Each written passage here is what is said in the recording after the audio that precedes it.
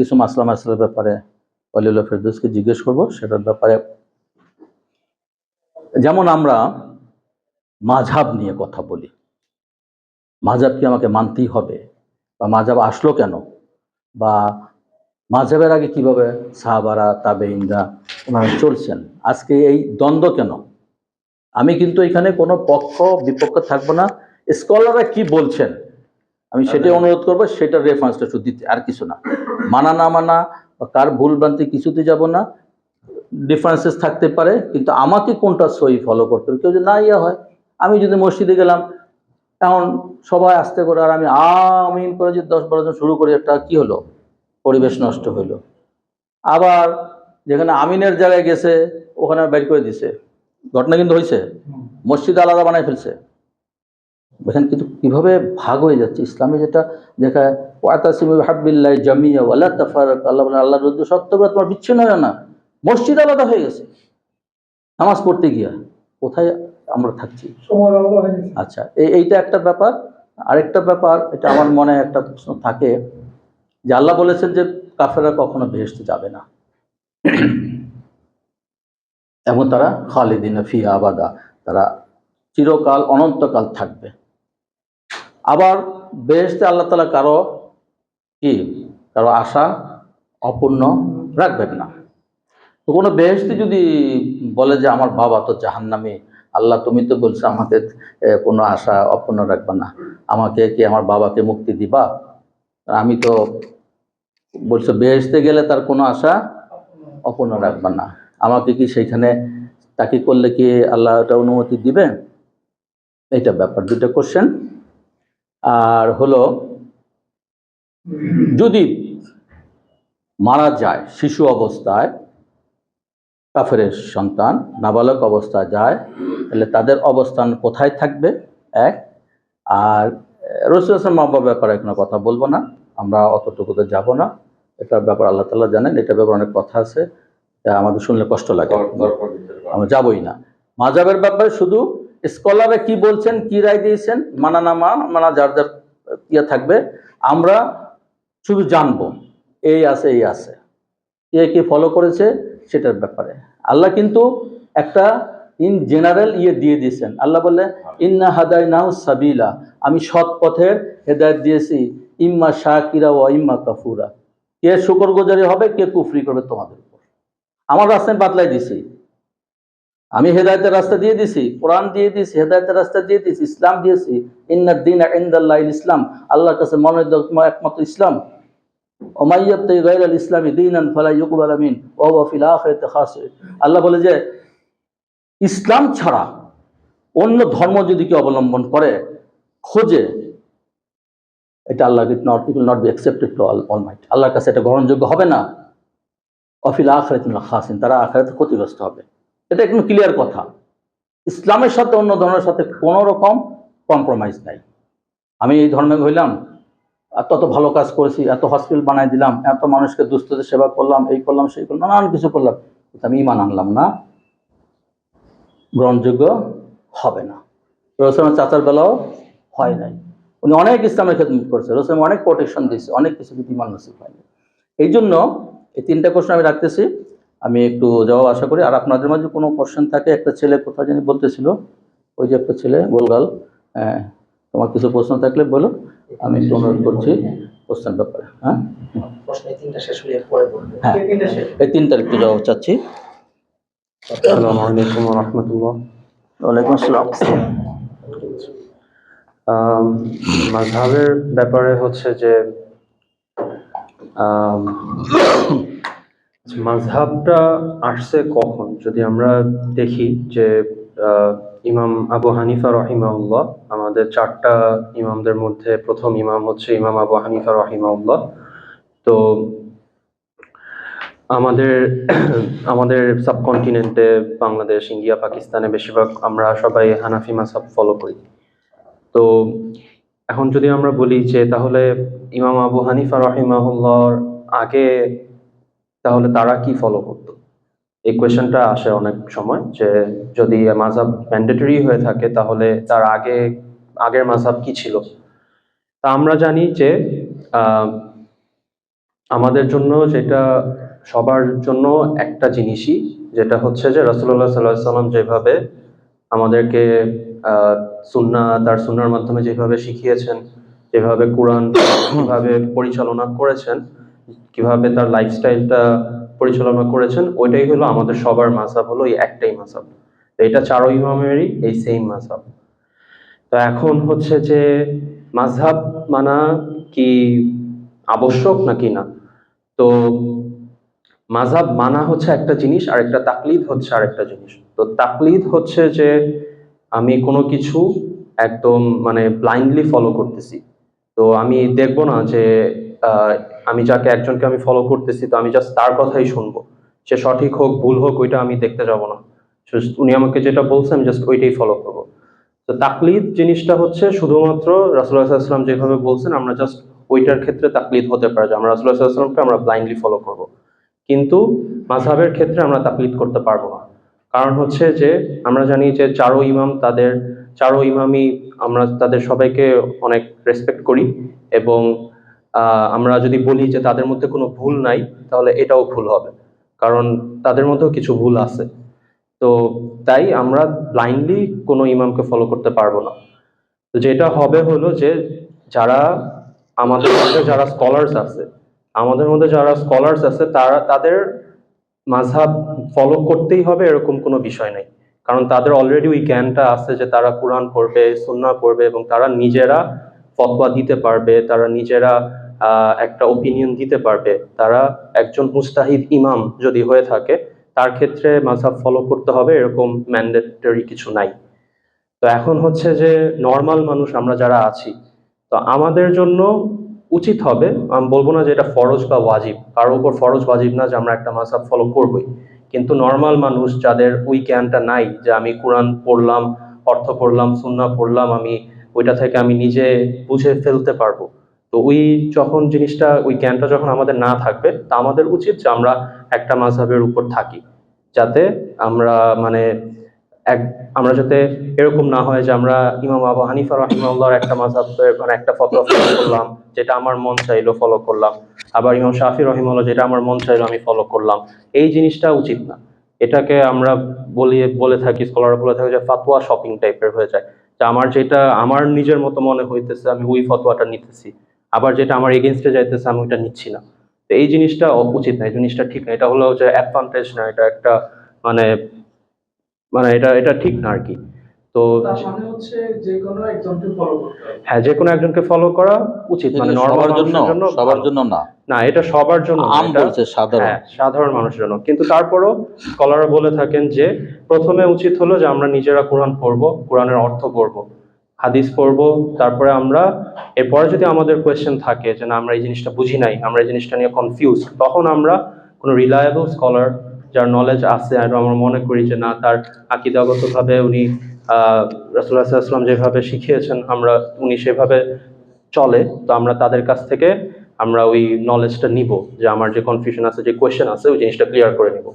তো তো এটাই আর কি। তো এখন যদি কেউ বলে যে না মাযহাব না ফলো করলে কাফের, তো মাযহাব না ফলো করলে সে মুসলিম না, তার ঈমান নাই, এটা এটা এটা বাড়াবাড়ি। আবার যদি কেউ বলে যে না মাযহাব ফলো করলে সে মানে ডেভিয়েটেড হয়ে গেছে, তো এটাও ঠিক না। কারণ এরকম রাসূলুল্লাহ সাল্লাল্লাহু আলাইহি ওয়াসাল্লাম আমাদের কোনো ইনস্ট্রাকশন দেয় নাই। যে রাসূলুল্লাহ সাল্লাল্লাহু আলাইহি ওয়াসাল্লাম বলছেন যে রাসূলুল্লাহ সাল্লাল্লাহু আলাইহি ওয়াসাল্লামের জামানার পর সাহাবা রাদিয়াল্লাহু আনহুমদের জামানা, তারপর হচ্ছে তাবেঈনদের জামানা, তো এই তিনটা হচ্ছে বেস্ট জেনারেশনস। তো আমরা ওই তিনটা জেনারেশনকে ফলো করব। এবং ইমাম আবু হানিফা রাহিমাহুল্লাহ ছিলেন হলো তাবেঈনদের সময়। তারপর আসলেন ইমাম মালিক, এরপর ইমাম শাফি, এরপর ইমাম আহমদ। তাদের চারজনের মধ্যে কারো মধ্যে আকীদাগত কোনো ইখতিলাফ ছিলেন না। সবার আকীদা আহলে সুন্নাহ ওয়াল জামাআর আকীদা। তো আকীদা, তাদের ঈমানটা হচ্ছে সবচেয়ে মেইন। তাদের মধ্যে ইখতিলাফ হচ্ছে ফিকহ বিষয় নিয়ে। তো ফিকহ বিষয় নিয়ে ইখতিলাফ থাকবে, এইটা থাকবে, কারণ এটা কোরআনের আয়াতেও আছে। আল্লাহ রাব্বুল আলামিন বলছেন যে যদি কারো মধ্যে কোনো মতপার্থক্য দেখা যায়, তখন আল্লাহ বলছে যে কুরআন এবং সুন্নাতে ব্যাক করতে এবং দেখতে যে কি এভিডেন্স আছে, রেফার করতে বলছে কোরআন আর সুন্নাতে।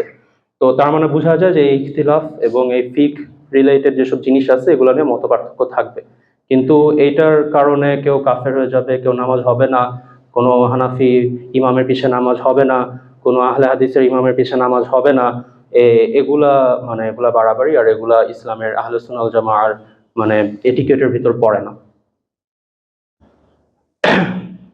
ঠিক আছে, দ্বিতীয় কোশ্চেনের উত্তর কাফেরদের ব্যাপারে বেহেশতে গিয়ে কাফের, হ্যাঁ, এখন যেটা হচ্ছে যে আমরা জানি হাদিসে আছে যে রাসূলুল্লাহ সাল্লাল্লাহু আলাইহি ওয়াসাল্লাম বলছেন যে কিয়ামতের দিন আল্লাহ এরকম অনেক থাকবে যারা জান্নাতে যাবে, এবং তারা বলবেন আল্লাহর কাছে, যে রিকোয়েস্ট করবে যে আমার মানে কাছের মানুষ, আমার বাবা হতে পারে, মা হতে পারে, সন্তান হতে পারে, যারা জাহান্নামে আছে, তো তাদেরকে আল্লাহ মাফ করে দিবেন কিনা, জান্নাতে পাঠাই দিবে কিনা, এটা তার একটা মানে মন থেকে একটা রিকোয়েস্ট থাকবে আল্লাহর কাছে।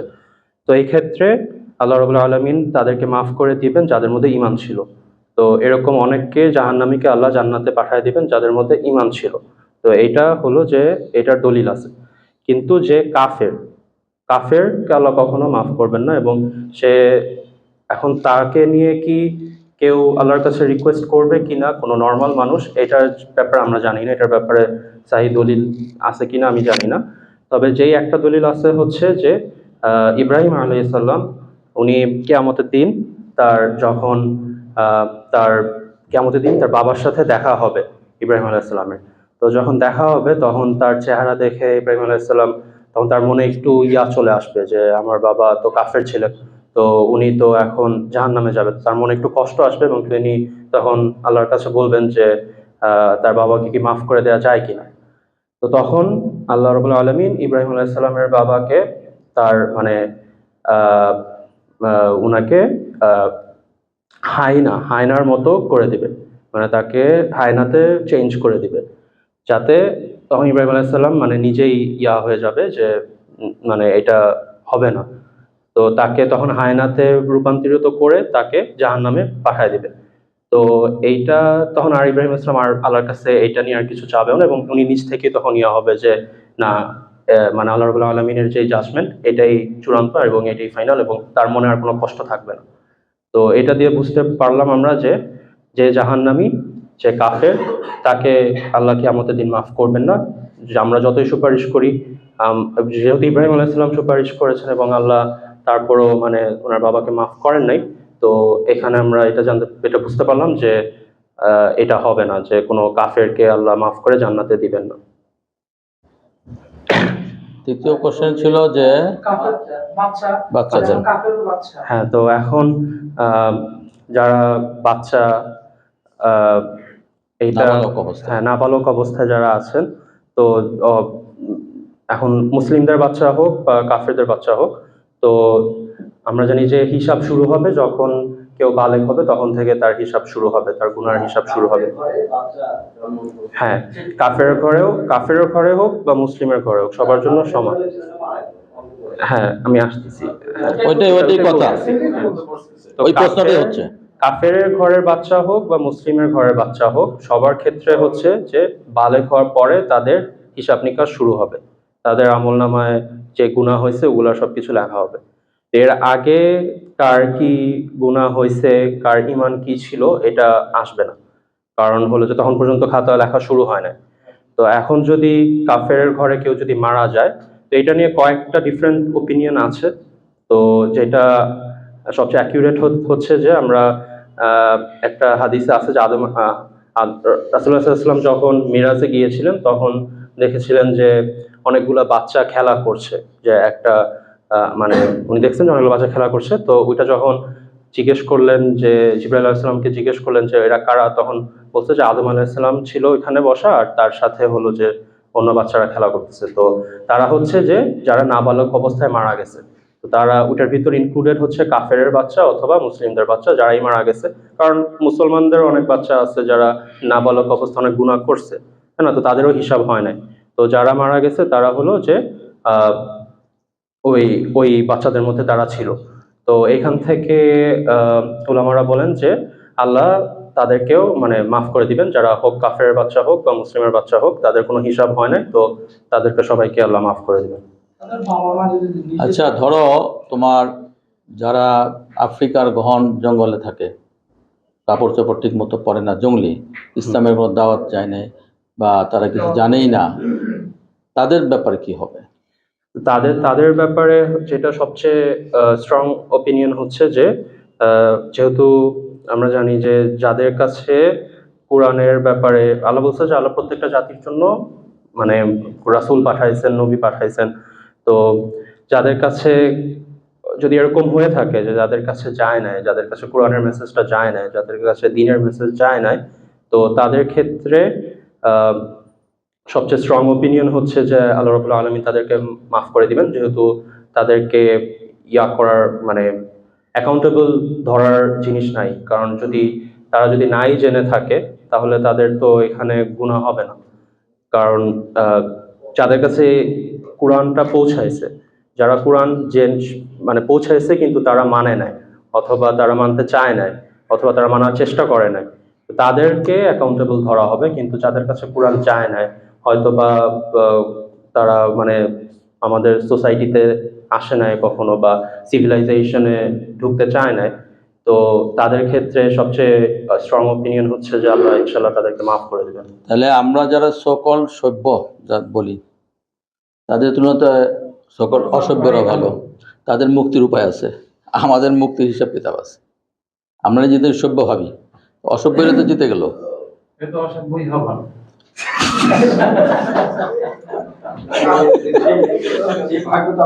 হয় নাই, তো সভ্য করে বানাইছে।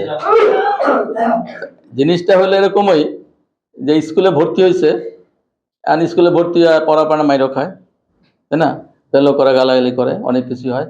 আর একজনে স্কুলে ভর্তি না আরামে ঘুরতেছে, ভাবতেছে আমি তো মাইরও খেলাম, তুই স্কুলে ভর্তি কী হইলে, যদি প্রায় মাইর খেতেছ, তো সে তো পাস করবে, মেট্রিক পাস, তুই তো সারা জীবন খেলবি কিন্তু পাস করবি না। তো কাজী মুসলিমরা যতই অন্যায় করুক, যাই করুক, তারপরও কিন্তু পারে হয়ে যাবে। আর কাফেররা যত আরাম আয়েসে থাকুক, তারা তো সার্টিফিকেট ঢুকেই নাই, লাইলা স্কুলে ঢুকেই নাই, তারা কাফের অবস্থায় আছে। তারা যত আনন্দ আরামে থাকুক, তারা কিন্তু পার পাবে না, তার কিন্তু ডিগ্রি হবে না, মেট্রিক ইন্টারমিডিয়েট তার কিছু লেভেল হবে না, কিন্তু এর হয়ে যাবে। তা আমরা মুসলিমরা যতই পাপ করি, তারপর পাপের শাস্তি হবে।